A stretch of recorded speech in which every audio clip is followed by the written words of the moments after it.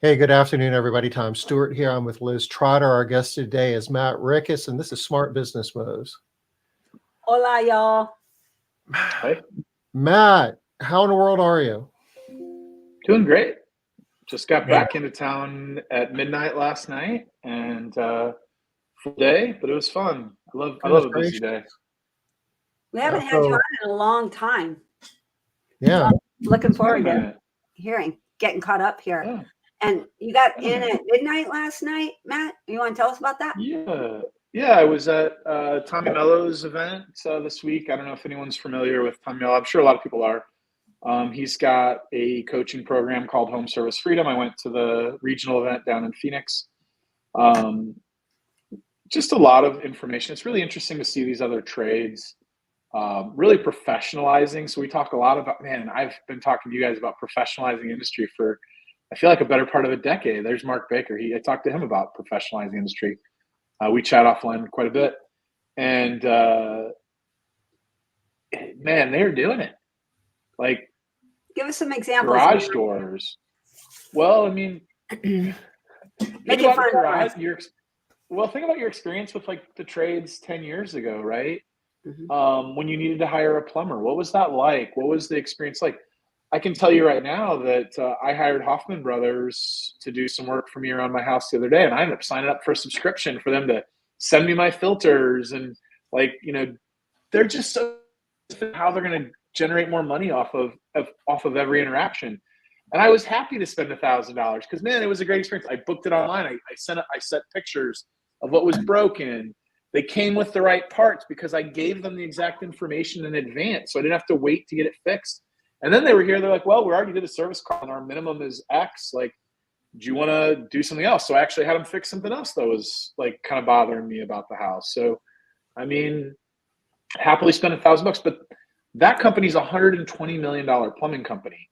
10 years ago, Chris Hoffman and that company, he took it over from his dad, and $1 million company, which, think about it, parts and materials, right? The labor side, they were smaller than my company is today. On the labor side, they're in this massive, they're probably going to do 200 million this year.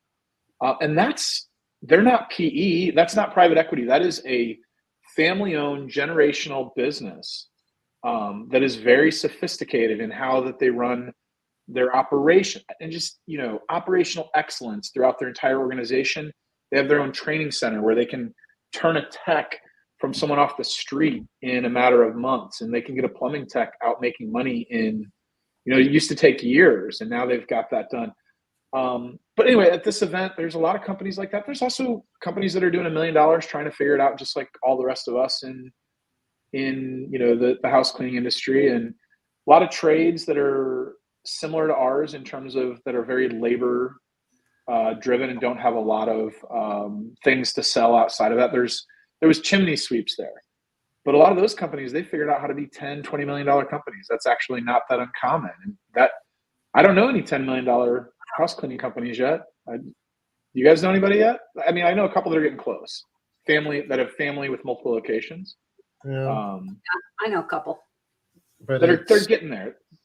In a relative sense, though, there's other verticals in the home service verticals that are scaling, more companies doing more revenue than what you see in home services. So, I mean, in residential cleaning.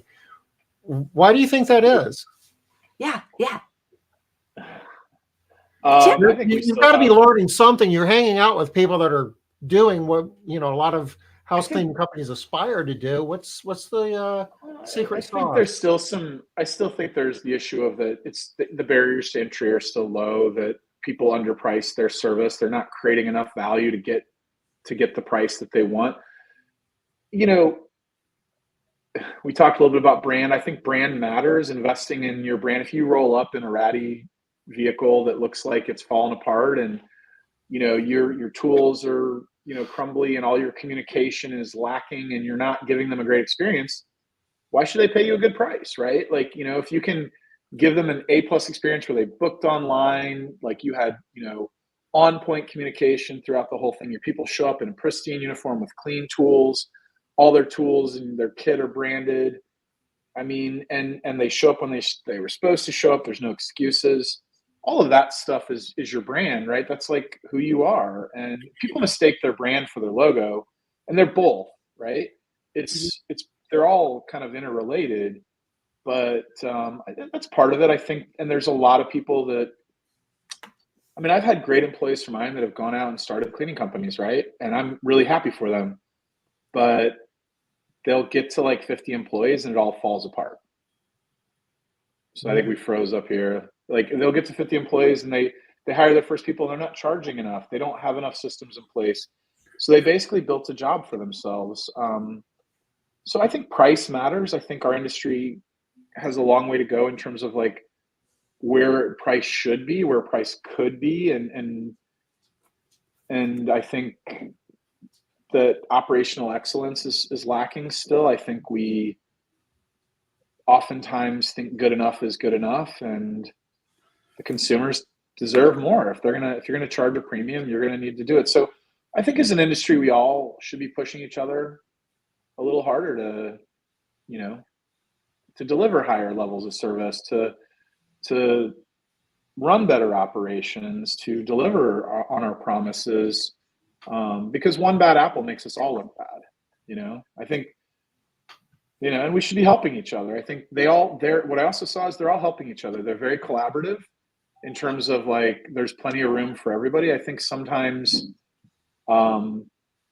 people are scared to share as if there's not enough business. And I can tell you, here's my take on St. Louis. St. Louis is not a huge market, but I believe there's over 100,000 homes that would be qualified to use our services in St. Louis, and we only have 1% of that. We don't have market share. We have 1%, maybe. Maybe I'm being generous. Maybe there's 200,000. Maybe we have 0.5%. You don't think there's enough business to go around, you know, and we could all be making more money? So I think we all need to be lifting each other up, sharing. I think that's becoming more normal, right? But I see them doing that really well in the trades, and they're not scared to share information, share best practices. And I think technology is a huge part of it. A lot of them are on service is a big part of it. Technology is a huge piece of what people are not investing in this industry. Wow. So go ahead, Tom.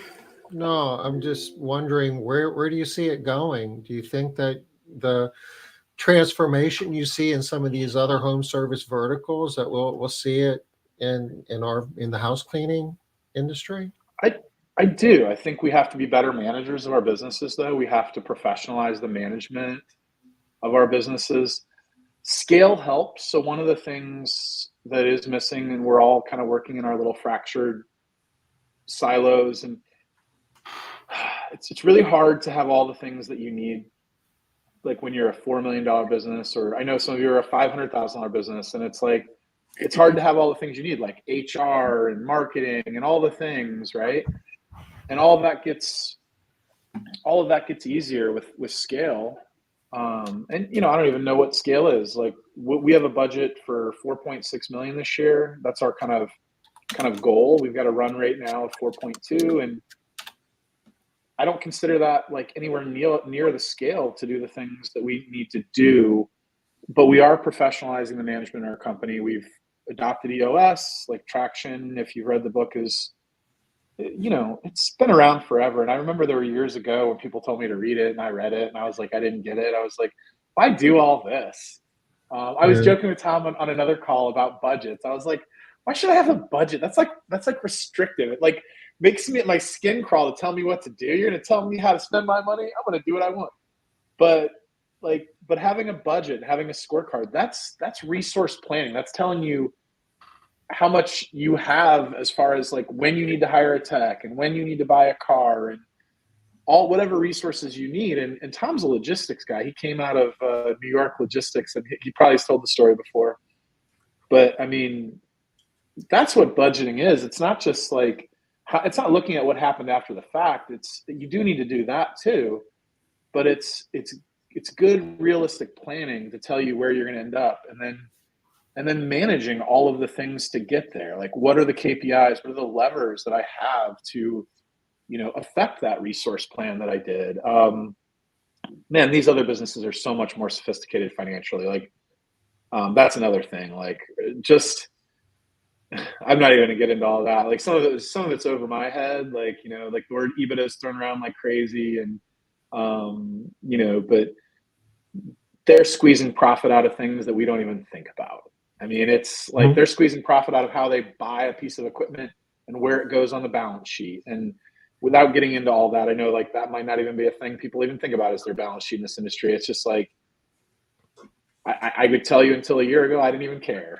I got a better accountant, and he helped me like rethink some of that. But it's worth thinking about, though. I mean, we talk about the evolution and the difference between growth and scale, and when you're just starting out, you got to figure out where to get a vacuum cleaner and how to clean a house and where to find a house to clean. And as you get bigger, the priorities, the projects change, and the things that you have to do to take it to another level change. And eventually you need very sophisticated financial people, and financial statements matter. And who you are has to change, though. Like, I can't be the same person I was 5 years ago. Like, I have like invested a lot in personal growth and personal development. Like, you cannot be the same person you were to lead a company like that.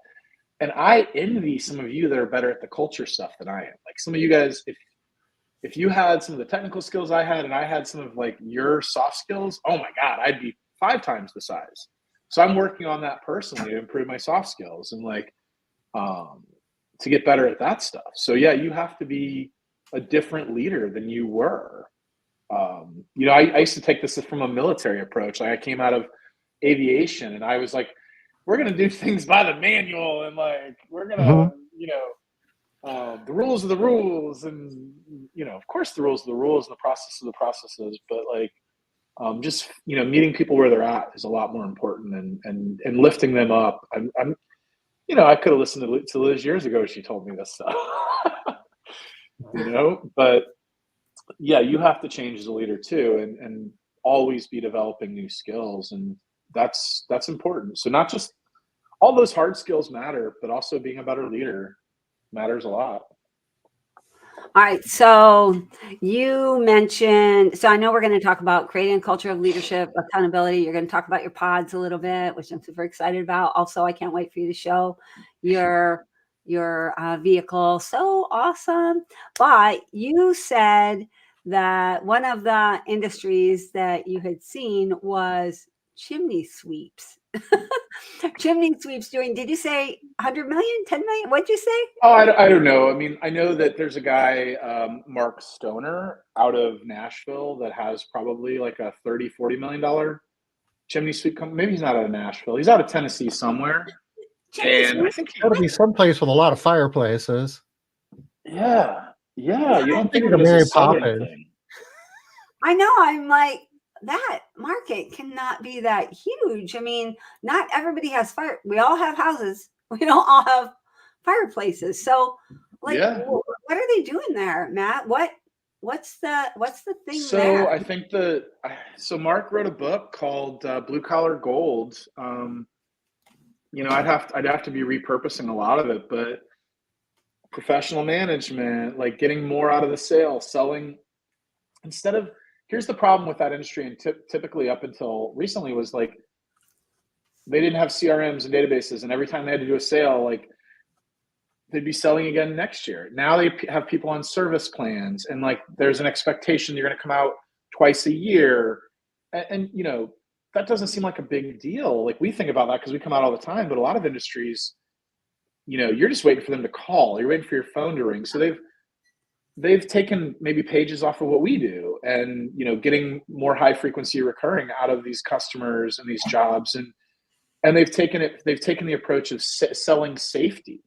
It's not safe to like let the creosote build up in your chimneys.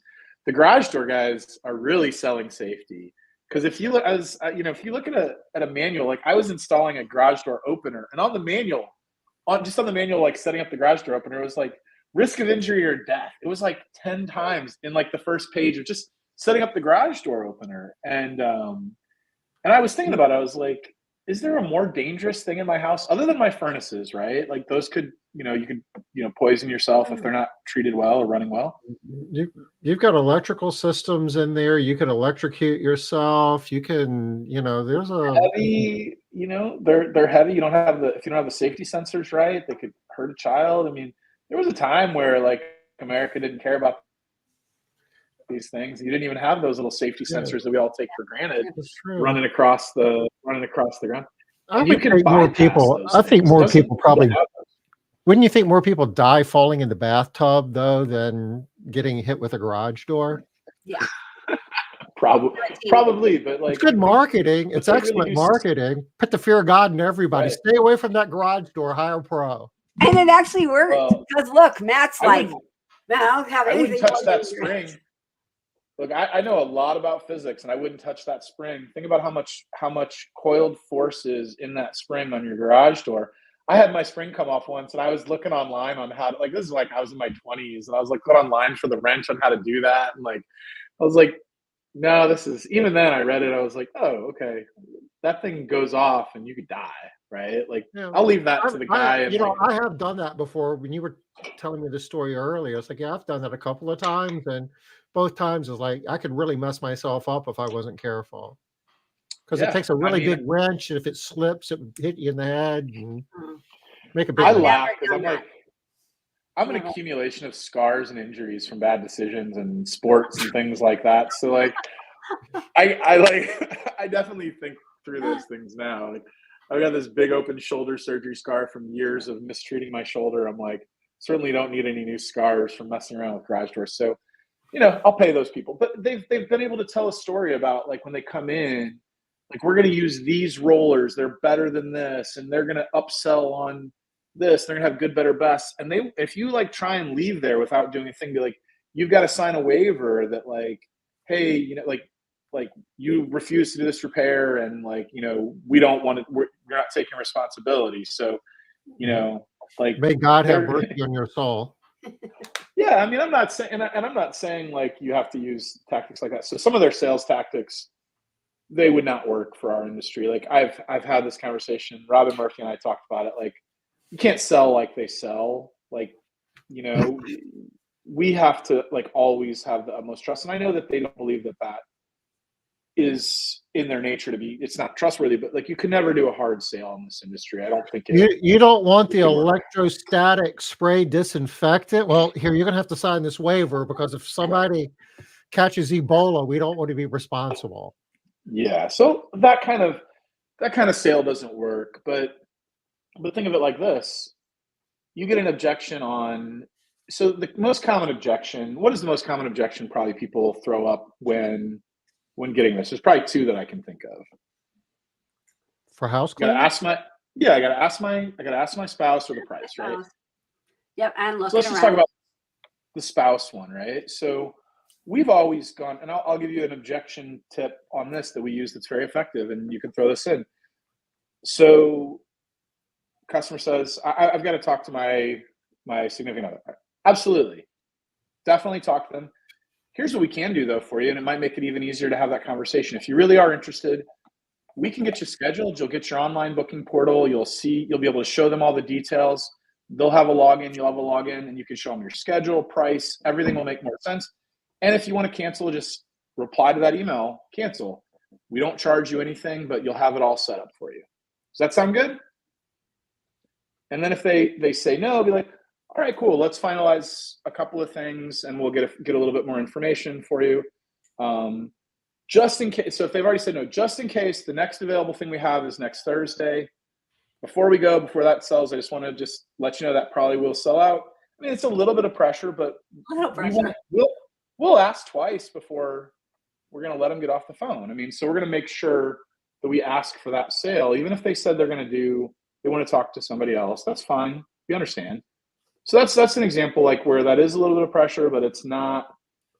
If they really just want to get off the phone, they're going to get off the phone. If the objection is just they want to think about it more, well, they can think about it more, but they have it booked, and they can stop spending their time looking for somebody. So we put a little bit of work into coaching our sales and working on those things, and not as much as them. Most of them, man, there's an AI tool that they're using.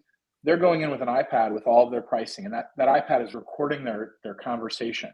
And then it's giving them AI suggestions on things like that. And like, there's data that shows the longer they can stay in that house, there's a point where it diminishes, right?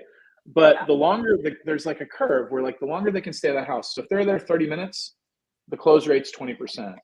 If they're there an hour, the close rate's like 60%. If they're an hour and 14 minutes is like the sweet spot. They're going to have an 80% close rate on, anyway, just they're looking at everything. They're taking a very, very data-driven approach into every aspect of their business where that they can make changes. For most of us, we haven't optimized enough things that we need to do that. We just need to focus on cleaning the house, getting paid. But I can tell you, once you're past that stage and you need to be, thinking about how can I make more money off the work I already have, right? Because I think we're going into a year where it's going to be a little tougher. Our theme for this year, so we have themes for my business. Our theme for this year is operational excellence. Like diving into like being good at every aspect of the business, getting better and driving that down to the techs and like having them own that through the organization, which is really what this PODS conversation is about. But our theme this year is operational excellence. And Tom's drilled that idea into my head for many conversations, many years, that you can't get better unless you're really good at what you do to start with. Don't try and do 10 things at once. Don't go into new markets. Like I thought this year was going to be about, we're going to open a new market in Nashville. No, we're not doing that this year. We're going to make sure we're really, really, really good at what we do first before we even think about this. So if anybody's in Nashville, we're not going there next year. Probably not even like, so we're not doing that. There's plenty of room for everybody, but we're not doing that this year. We're going to focus on being really, really good at what we're doing. And, operational excellence is the story of the year. Liz, your the event that you're doing with the foundations, the foundations event. Yeah, the big one, the one in not the big one. They're both big. They're both awesome, but I can't think of the name. The graduate level foundation scale. That's scale. Thank you. Yeah. I saw Scott Wozniak, one of your presenters that's going to be there. I saw him speak about 3 weeks ago, and he talks about how he learned a lot of what he teaches at Chick-fil-A. He worked at Chick-fil-A and was one of the key people in building their culture, and says, does a whole presentation on building raving fans out of your customers. Mm-hmm. He says at the end of the day, it's operational excellence. He talks about all of the things that go into, having quality food. It starts with the food has to be awesome, and just all of the quality checks they have on. It's like a 16-point checklist on a chicken sandwich. You got to make sure the pickles are on there right. You can't have the pickles on top of each other. They say the pickles are supposed to be dating, not mating. And it's like it's a 16-point checklist on a chicken sandwich. And he does work for McDonald's too. They've hired him. And McDonald's, they've got all the resources in the world, but they haven't been able to get the operational excellence thing. There's a website, mcbroken.com, that tracks the soft serve ice cream machines. And about any point in time, about 15% of all of the soft serve ice cream machines at McDonald's are broken. Yes. Or claim to be broken so they don't have to make you ice cream. Yeah, or they don't have to clean them, whatever. Yeah. And it's just kind of a comparison of what's the difference between, you can do the marketing and the branding and all of it's necessary, but it's not the full story. At the end of the day, to pull it all together and take it to another level, you have to have excellent operations. And he uses the term operational excellence. Well, last year at Scale, we had 5 different presenters, same as this year, but there were 2 themes that all thought, none of these people knew each other. They didn't coordinate, right? But they all had 2 themes. And one was operational excellence. You are not going to scale your business if you don't have operational excellence. You might grow and then you're going to crash, and then you could grow again and you're going to crash, but you cannot scale your business if you don't have operational excellence. That was the first.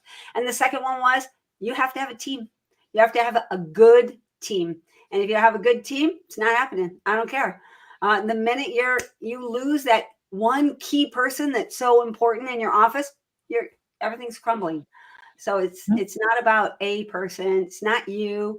No matter how amazing you are, you're not enough. You have to have a great team. Those two themes, every single presenter. I'm expecting the same thing this year. At least those two themes. Yeah. That's awesome. Well, that might be a good segue. We bring up the picture of the dolphins and talk about this. Yeah. So kind of like what we're talking about with what you're describing is what we're trying to do with this. So why do we have a picture of a dolphin up here? First off, they're pretty cool. My kindergarten teacher loved dolphins, but they're smart. They're fun. Wait a minute, your kindergarten teacher? Yeah, she was like a big fan of dolphins, and so whenever I was a kid, I always liked dolphins too. Like, you're introduced to a cool animal when you're a kid, and you're like, oh, this is really fun. And she talked about them all the time, how they were smart. That they're really fun animals. They're social. They're great communicators, and they get things done as a team. They live in small groups called pods, and we're introducing this idea of pods at Better Life Maids. So the pod is basically the team within the team. It's the company within the company. So dolphins are social animals, but they're also really fierce as well. So in business, we always want to be sharks, right? We want to go out and hunt and kill and things like that. But that doesn't work for our industry. We got to be collaborative. Sharks are actually scared of dolphins. Not an individual dolphin, but the pods, they won't mess with. If there's a group of dolphins around, 3 or more, shark won't mess with them, right? So the idea is the team is stronger than the fiercest apex predator. So as a group in our company, we can create these little strong groups. And it's a good analogy for the kind of people we want in our company too, right? We want people that are collaborative, right? We don't want sharks. They're both, sharks and dolphins, they're both gray. They both have elongated bodies. They swim in the water.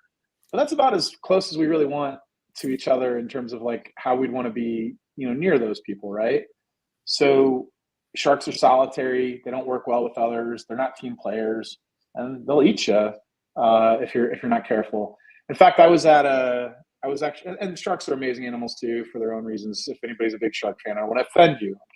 I'm kidding. But I was at an event with Paul DeGelder from Shark Week up in Detroit last week. EO Detroit invited me up there to come hear him speak. I'm going to do some work on the board for EO next year. So I got invited up to hear him speak. And the guy got his arm and his leg bitten off by a shark, but he still has amazing respect, for them. So they're great creatures on their own, but I wouldn't want to work with one. I certainly wouldn't want to, end up swimming with them. But if you ever see the documentary Sharknado, you'll understand. That's it. So part of what we're doing with this, I'm going to probably switch my share over to a map in MaidCentral here. So give me a second here to change over.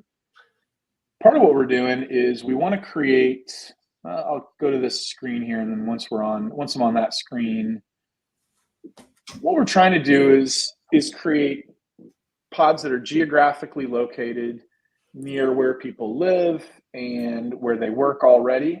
So if you, let's see, where am I at here? They're so pretty, Matt. Oh, thanks. I think. So pretty. Oh, wrong one there. Here we go.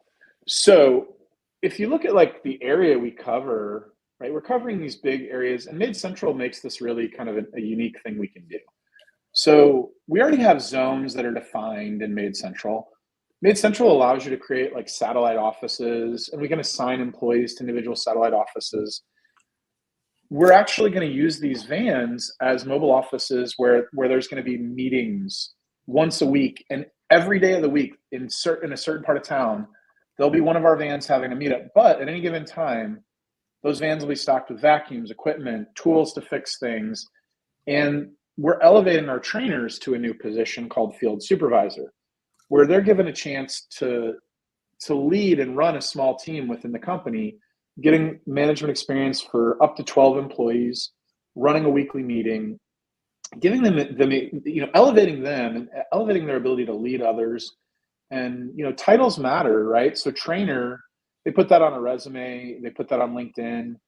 That doesn't mean a lot to somebody outside of your company, unless they really know your company well and they know that you run a really excellent company. I have a friend that told me, like, whenever he sees people that have our resumes, that he likes to hire them for his car wash. I'm like, well, stop doing that. They make great supervisors. So, I'll keep finding them. I'm like, oh, great. So, but that's a compliment, right? It means you've got a good training program. You're elevating people. So this kind of formalizes it. So, we switched to solos during the pandemic to kind of, again, create some efficiency in the way we schedule. Well, this is about efficiency too, right? So if they're having a meeting here, or let's say, I don't know if you can see where I'm putting, but if let's say that they're way out here, we want to have a meeting out here instead of our office is way down here. It doesn't look like a lot on a little map right here, but this is 25 miles from here to there, maybe, so we can have a pod meeting out this way for the folks that live out here, or even do it here and kind of bring some more folks here, but they don't have to drive across certain parts of town that have a lot of traffic. We anticipate having a West pod meeting. So we're actually rolling this out next week. The first week that we were going to roll it out this week. We've had a series of snow days in St. Louis, so pushed it back. Our all company meeting is next Wednesday. We'll roll out the vans, roll out the concept. Their first pod meetings will be the week after next. So, we believe that it actually will pay for the vans in terms of reduced inefficiencies of them driving back to the office and resupplying. And, we're not saying that it, fully pays for it, but the vans are also a brand experience for your brand in real life, right? Like, it's more eyeballs on your brand. Yeah. And I'm not even saying ours are A+. I think we did a good job. I think, there's companies out there that do amazing work on that. We think it's good. But there's a future where this evolves and we try and get better with each iteration. So this is our first pass at it. And I think it's going to do a few things. Again, it's going to improve culture. We're going to push that down to these weekly pod meetings where these technicians all have to go over their weekly scorecard with their team. And if they fell below a certain score, they just have to ask the team for help. And, like, hey, I fell below on this. Like, it's an accountability kind of group for them within the company. It gives us a better way to decimate information. We do a lot with Slack now. I'm sure a lot of you that are on solos do the same. But right now, when our team members come in for supplies, they just kind of sneak into the warehouse, sneak out. We don't actually have like a dispatcher back there, like where they can, regulate stuff like that. So some days we'll be like, where did all the laundry go? Like somebody took like 10 bundles. So we'll be able to control, some of that better as well. Like that's a whole nother issue, right? But they won't need to take that much because they shouldn't be taking a month's worth. They should be taking a week's worth, right? So a lot of little issues and things like that. So open it up from here. Like that's a high level. There's a lot more to it, but I have some questions, Matt.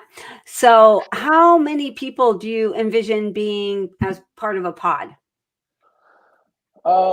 10 is kind of like the sweet spot where I think you start really, like, much bigger than that. You start to lose some familiarity with people, and these field supervisors are going to have to be the ones doing a lot more of their reviews. So, Connie from my office does about 45, 50 reviews right now. So, that's one a week that she's like, at least, but, sometimes they stack up and, so they're going to be doing those, and, 10's a really good number, but we might stretch it to 15 until we break, like if a pod's going to grow.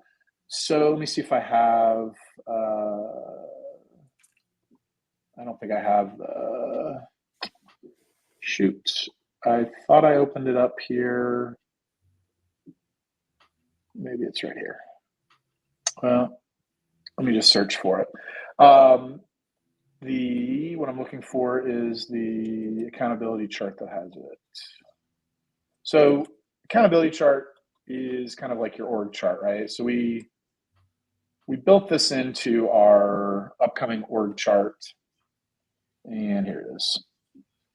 So we believe 10, so to long answer your question, 10 is kind of a good number, but we will stretch it out to 12. So we're going to start with 4, but we could probably go to 5 pretty quickly, but I don't have 5 trainers or 5 field supervisors at the time. So, we're going to deal with what we have. Cool. You answered another one of my questions was, were they going to be doing reviews? Do you have kind of an overview of the job description? It sounds like they'll be handing out supplies.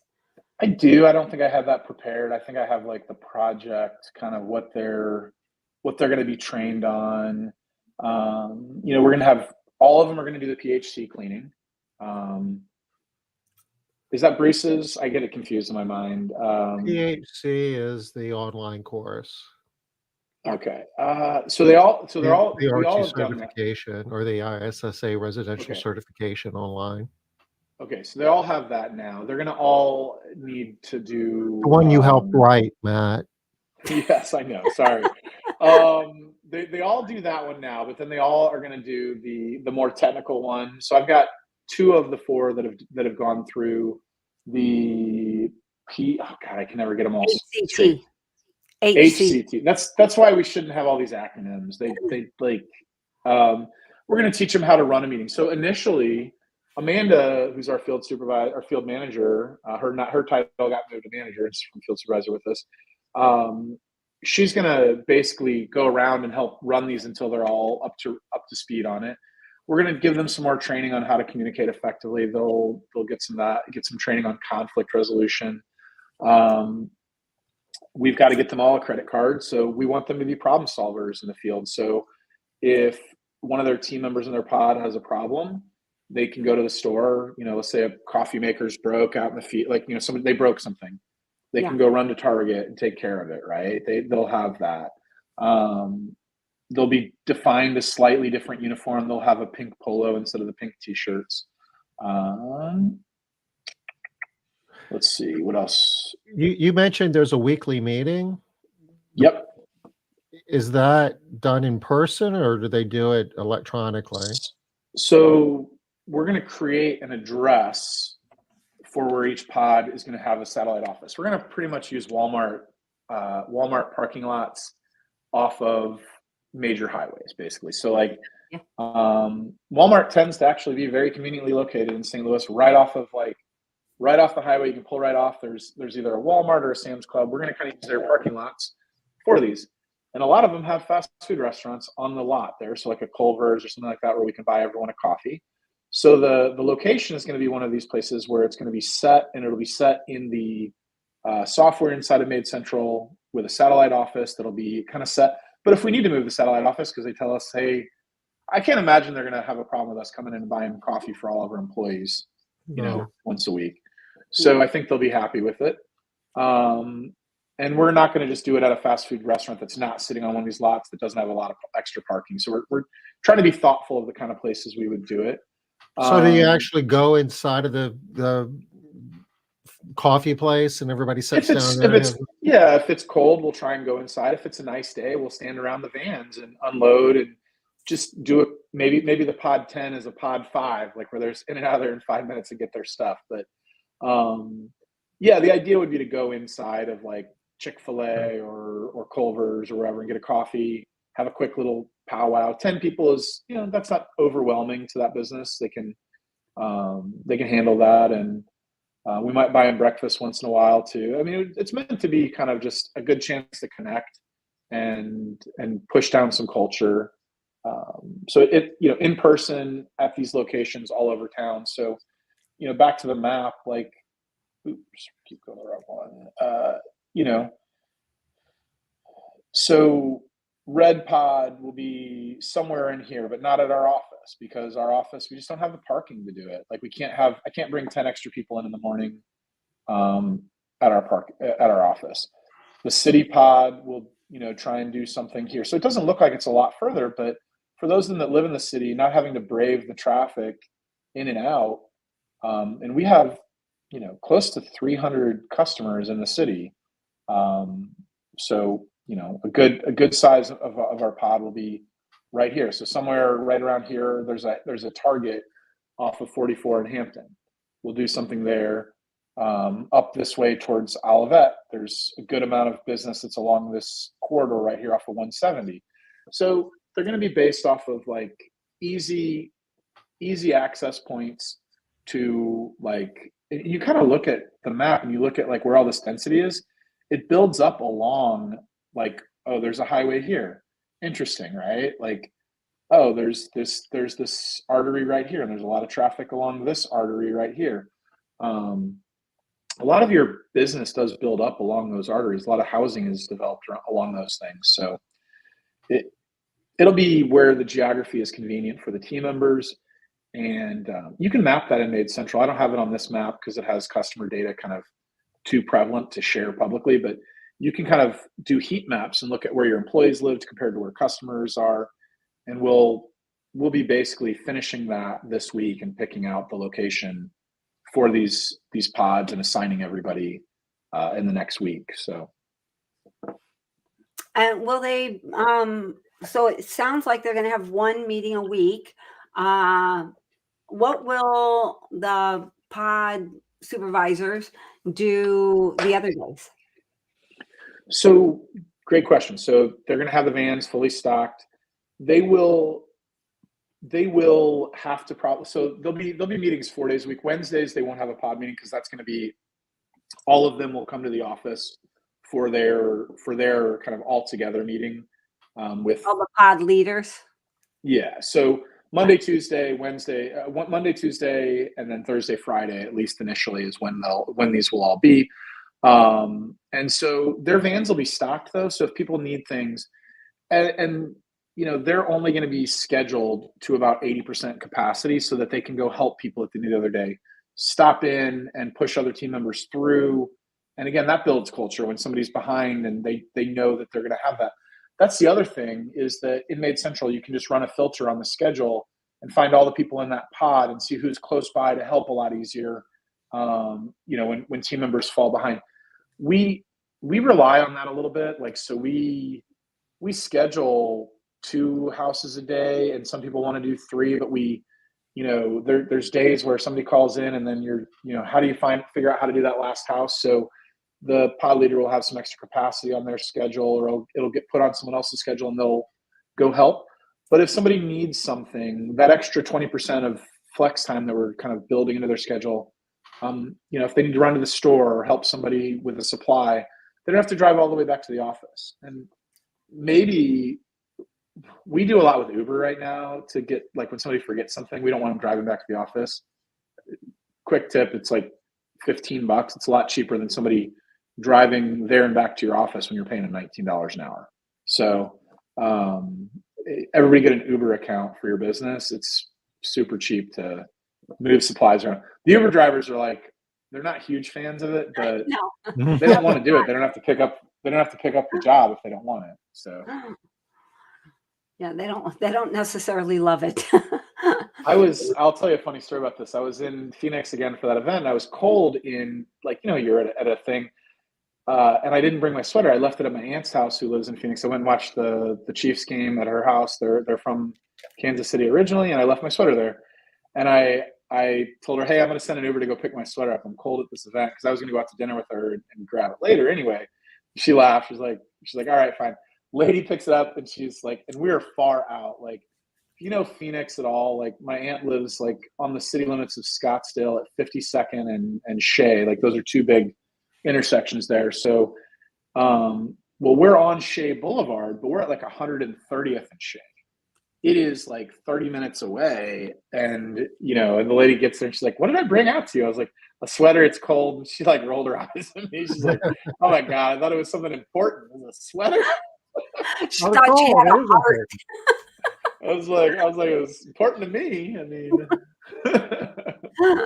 so, for $20, I was able to get my sweater instead of being cold all day. So get yourself an Uber account for your business, and you can centralize all of that and ship things to people. But even still, like, the pod leader can decide if they want to do that or if they want to just drop something off for somebody. I mean, A broken vacuum, when you cover as much geography as we do, can really throw things off. So we'll have 4 vehicles stocked all around town at any given time, fully stocked with everything that we would use to clean, cleaning solution to refill people's bottles, really everything that we would need. So will your pod leaders drive back at the end of the day and drop off laundry, broken vacuums, restock for the next day? How will that work? We're still working out how often. They definitely need to do, like, the day that they have their pod 10 meeting, they would need to come back at the end of that day and restock. Because they have all the towels and all their supplies. So yeah, but otherwise we're going to let them take them that home. meeting. That meeting is where all the supplies are replenished. Yep. And so instead of coming back to the office, like, there'll be days. And so that, like, let's say you miss your meeting in South County that day. Well, you can't you can't go to the office. We just do not have the parking for a bunch of people to show up at the office in the morning. So then you have to look on the system and see where the next pod, and we're going to announce it every day in Slack. So, okay, I'm going to go to the city. The city is holding a pod. I've got to drive 5 more miles out of my way, but I'm going to do that one because I don't want to wait until my meeting the next week. You've got to go to at least 1 pod meeting a week, ideally yours, so you can build a relationship with your pod. But if you miss yours, there's one every day of the week but Wednesday. And we're going to figure out Wednesdays too. Do the pod leaders ever stop by a house where you've got a cleaning professional cleaning it and, like, do an inspection while they're there? So that's not defined yet. We currently have that field manager position for that, but the goal is that they would be able to do inspections, and she wouldn't have to do all of those. Yep. Yeah, they could swap supplies there as well. Yep. And there's a lot to this we don't know yet, but we believe we did like a spreadsheet on it. We figured that it would save about 38 minutes of non-productive time a week that we're paying for. And we are commissioned, so you could argue, oh, well, you don't really pay for that, but you do, because that's lost opportunity for them to either clean or that it dilutes what their pay looks like, right? So we figured if this meeting just is like, 15 minutes with, like, the meeting plus, like, a resupply, a lot of them come back more than once. It's about 38 minutes that we figured per employee. Let's say it's about $600 or $700 a week that it saves us in labor.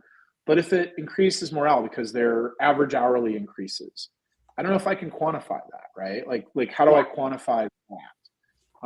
How many impressions do these get? So it's going to cost more than, the vans are about $850, plus insurance. So it's not going to be a revenue neutral thing, but there is some cost savings in terms of, reduced drive time, reduced inefficiencies in the system, increased efficiency for each employee. We already schedule very efficiently, but we schedule a 96% efficiency.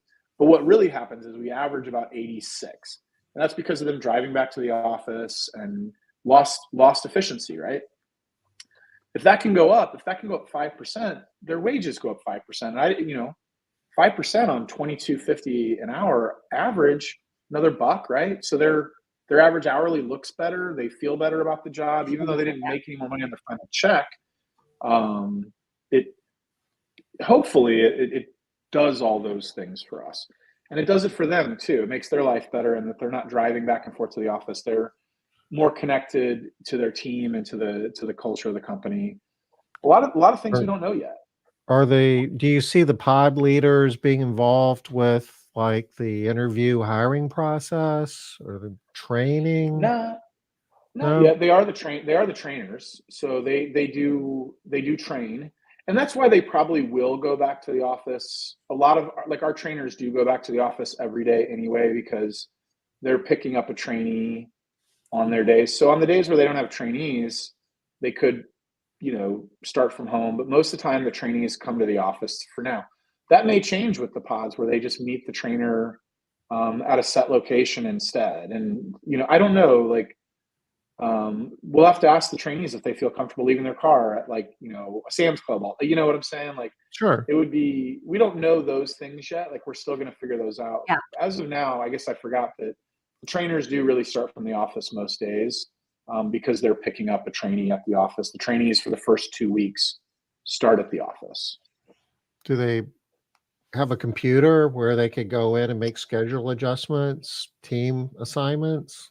One of our peers on MaidCentral has they don't have CSRs.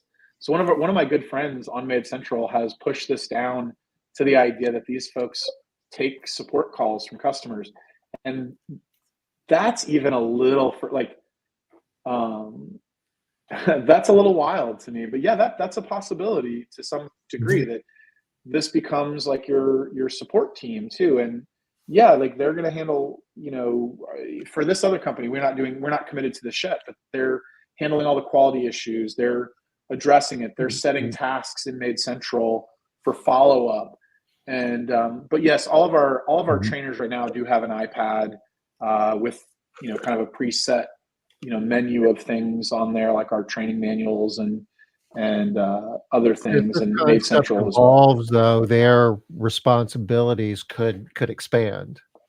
I think so. I mean, the idea, this all comes from the idea of traction, right? So and I'll stop my share so I can kind of look at you guys. We talk, but we implemented traction about 1.5 years ago at Better Life.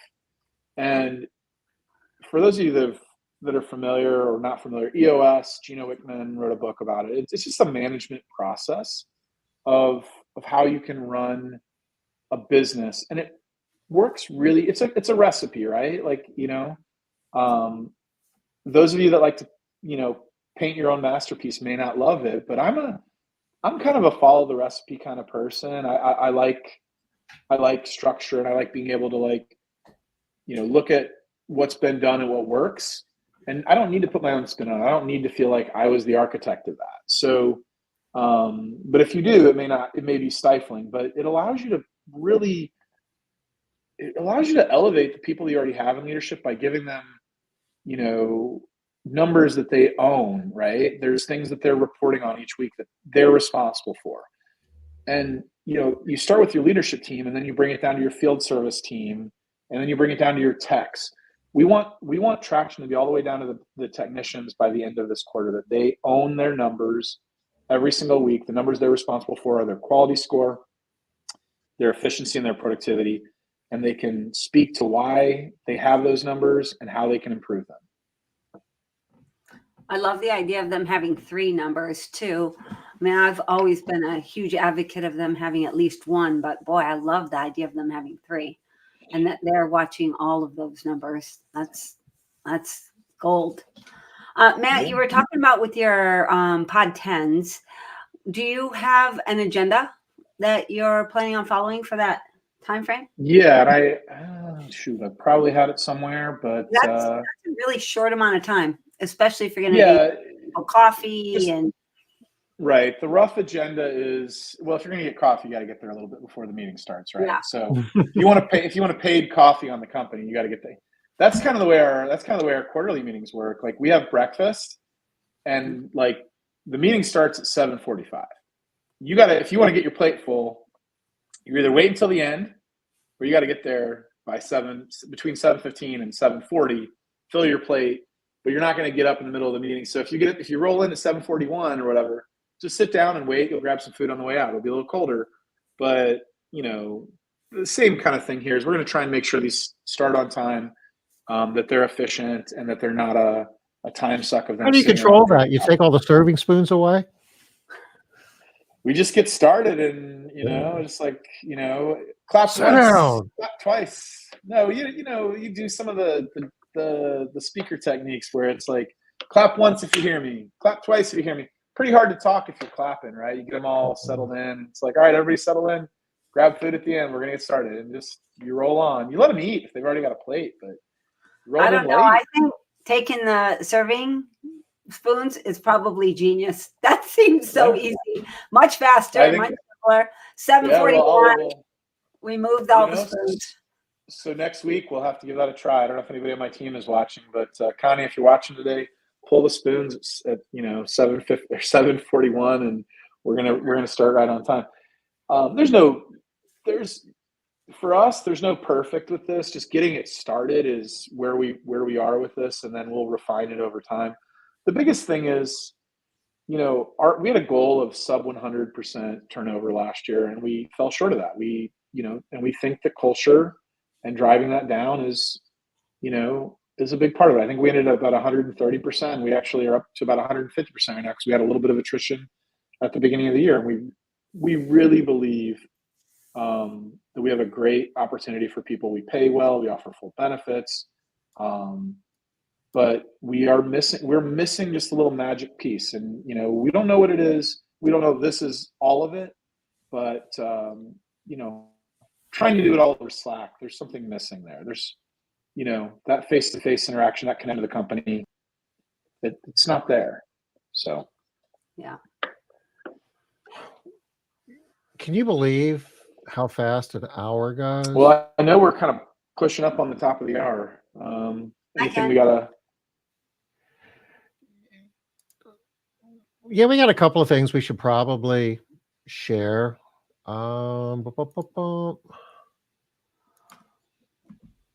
Anybody have any questions for Matt? Throw them out there real quick before we get going. You want to go to the events page there, Tom? Okay. Or tab, yeah. So what all we got going on here, Liz? So it's 2 events. Maybe check out Foundations on the left. Just register? Yeah, just hit register. And this is Foundations. It's March 16th. What? 6 weeks? Yeah, I know. Oh, I know. It's almost here. If you haven't heard of Foundations, that was when we did Smart Business Moves, Tom, with Olu. oh, okay, cool. Yeah, that was fun. I'll tell you what, and I was a foundation graduate, and I think we were probably like 1.6 million at the time, and now here we are, like with a budget of 4.6 million. It's kind of like Vistage, right? Couldn't have done it without it, right? Couldn't have done it without. Actually, I do really think it was pretty foundational in terms of my financial education, because I was a grow and fix it all with growth kind of person, and then I'm not going to say I'm as sophisticated as Tom with finances now, but I certainly have a much deeper understanding of my finances because of that experience. So if you're on the fence, I'm not going to say it's going to help you grow like that, but the knowledge is there. It's what you do with it. It's like going to the gym, right? I have a gym membership to Lifetime, and I swim once a week there. It's a $60 swim because I only go once a week. Yeah. Well, if you're going to talk about swimming, you might as well go to Foundations. There's a huge beach there. You're in a gorgeous mansion. Heated pool. Yeah, a heated pool, hot tub. A lot of people take advantage of that. Tom, that's something that we don't talk a lot about, is how gorgeous it is at the mansion, and how many people, the first one that comes to mind, of course, is Sarah. Do we Sarah have those Mitchell. pictures? I mean, we've got pictures of people working, but you're hanging out at a beachfront property for an entire week. Keep going down. I think we do have. I saw Sarah Mitchell and Ben Ferris at the event in Tommy Mello's event last week, and they've made lifetime friends. I mean, those two with Trisha Lake are about as close as anyone. Like, you will make some really close friendships there too. That's a good point. Like the social aspect of this, being forced into such close proximity with people for a week, it can be a little much, but it's also like it's like college. Like you build some really close friendships with proximity.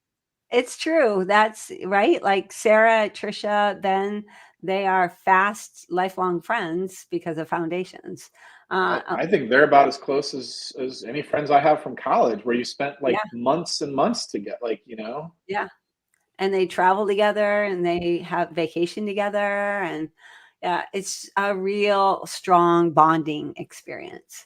Well, Tom, we'll have to talk about the rest later because we're past the hour. We are out of time.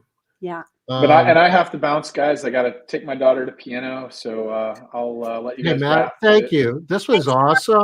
Yeah, really. We're going to have to do this again because we've still got a few things that we wanted to talk about we didn't get to. But Yeah, Thank you. There's a lot of things going on. Appreciate it, guys. Thank you all. You guys have a good week. We'll see you next everybody. Wednesday. Bye-bye. Bye. Bye, y'all.